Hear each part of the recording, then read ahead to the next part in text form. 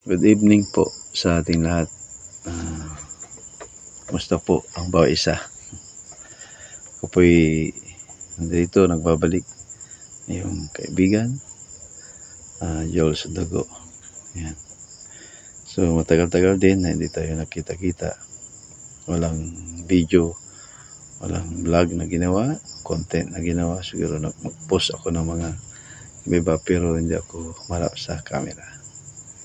Pagkat tayo po ay August, tayo po ay nag-file ng Certificate of Candidacy o COC at tumakbo o nagplan noon na tatakbo bilang barangay kagawad po sa aming barangay.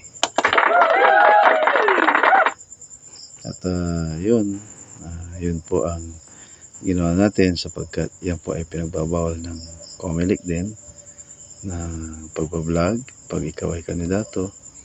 So maraming experience pala kung tulad namin sa bawat grupo ng mga kandidato, marami tayong experience pala. So hindi basta-basta yung pagkakaroon ng pagbibigay ng mga tarjeta po natin, pagpo-post ng mga tarpaulin. So yun, isinalang-alang po natin yung mga dapat paglagyan, may mga bawal na paglalagyan. So yun po ang sinunod po natin. At gusto nating maging leader sa barangay natin. At dapat tayo ay susunod din kung ano yung mga pinag-uutos ng batas. Baba. So ngayong gabi marami po tayong na-miss na pakataon, pero wala akong ibang intensyon sa gabing ito. Wala akong ibang hangarin ay magpasalamat. Yan. Pagkat tapos ang halalan kahapon at tayo po ay kahit papaano nailuklok po tayo sa ika-7 pwesto. Yan, lucky 7. May perfect number po yan. Favorite number ko din. So wala po tayong ibang nais ay maglingkod sa ating barangay. Yeah. So yun, base sa kwan din, umabot ng 600 plus 615 ang bumoto sa akin. So yun, yung almost 32 kami na barangay kagawad. At ganun po sa mga laro o labanan ay may nananalo, may natatalo. So ganun lang po. At inihanda ko rin ang aking sarili noon na if ever ako po ay manalo, so malaking pasalamat sa ating Panginoon, sa mga tao din.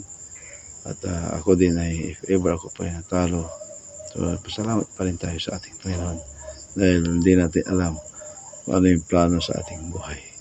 So malungkot ka man, pero hindi natin alam na may mas mahalaga pa na mission po tayo.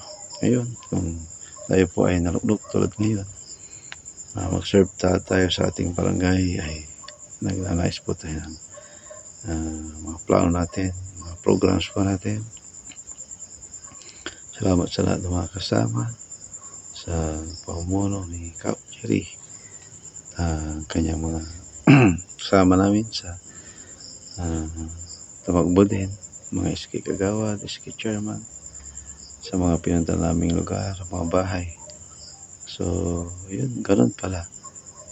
May mga places na mainit ang pagtanggap, may rin malamig. So ganun talaga, may mga pagsubok na dadaanan. Continue lang po, diretso lang ang buhay, diretso lang yung gusto mong puntahan o gawin na alam mo ikabubuti sa iyong barangay. So thank you po sa lahat. Thank you sa inyong lahat.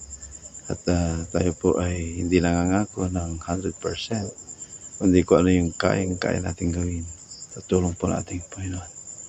At naway samahan nyo kami, hindi lang sa mga bagay-bagay na pwedeng ibigay, kundi sa panalangin po ninyo. Ang kalakasan ay meron po tayo. Ganun din kayo pinanalangin na mga kabarangay sa Talisay. Magagawa po natin ang makakabuti sa bawat isa. So wala akong ibang sabihin kundi maraming salamat po sa ngalan po ng aking pamilya. Nagpapasalamat kami sa inyo lahat. Yun lang po.